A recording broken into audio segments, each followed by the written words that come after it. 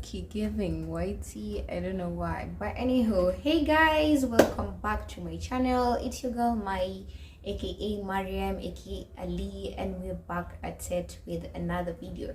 So funny enough, for today's video we're not really going to discuss anything skin related or hair related, but basically I think in a way it still does contribute to the health of your skin and your hair.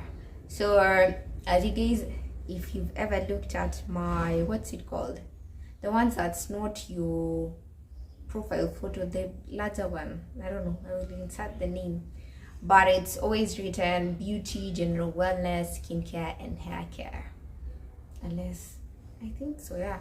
Anywho, so today we are delving into general wellness. Specifically we'll be covering bloating and simply stomach gas, tips of how to deal with it, tips for treatment. I will also speak on my personal experience. That is the first thing that I will cover. I think it's because recently in a WhatsApp group chat someone asked in there, they were like, oh, what do you do if you suffer from ABCD?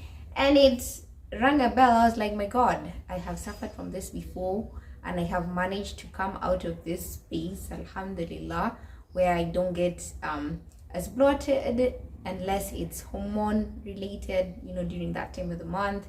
So I was like, I might as well share some tips with you guys, you know, because I love y'all. And honestly, just being bloated sometimes can be a very uncomfortable experience, to be honest. You might feel full when you haven't eaten anything. It's just uncomfortable. Sometimes it even gets painful. So yeah, this is a very needed topic. So a background of when I started having gas, bloating related issues, and how till date.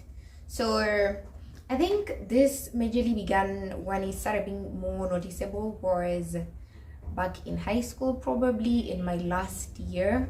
Yeah, I just get bloated almost on a daily basis. I think it was on a daily basis, and it was just gas in my tummy. At the time was so bad to the extent where I remember there's a time I even decided to fast to just see if there will be a difference, and there was no difference, guys. I literally fasted and I was still bloated. So there are many times I remember during Ramadan of 2018, I also, like, you know, during that time we fast, I was fasting and I was still bloated to the extent where whenever we'd have to eat or take suhoor, when we eat in the morning before starting our fast, I would find it so hard to just break fast or eat before starting my fast, because I always felt full when in actual sense I wasn't eating, because I was bloated 90% of the time, and it was painful and just it used to make me feel full. It was a bad experience, to be honest, just looking back at it, because I think the worst part of that is that you'd probably also end up losing a lot of weight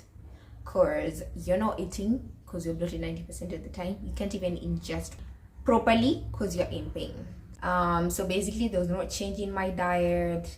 I have never been lactose intolerant to my knowledge, but tell me why years after that I was like, maybe I am. Because, you know, I don't know, I feel like for every person who suffers from bloating, at some point you would ask yourself, you know, am I lactose intolerant? Is that something that I'm eating that's causing this, you know? So yeah, I started at that time, and I think during the same time I probably did go to the hospital to just check maybe what was going on with my body or why I was bloating that much, you know, and because of the discomfort. I think probably most of the time they would say, oh, you know, maybe you have ulcers. I think I'd be given drugs for ulcers. Kale kachupa kakubwa, it normally comes in a blue red box, algae seed something. I can't really like that. Anywho, I think I was actually given 2 boxes perhaps, and I don't know, guys, this is so maybe not right for me to say, but I have never been a huge fan of drugs, to be honest. My camera is misbehaving today, actually my tripod stand, but anywho, where was I? So yeah, I was given those drugs. They didn't quite help.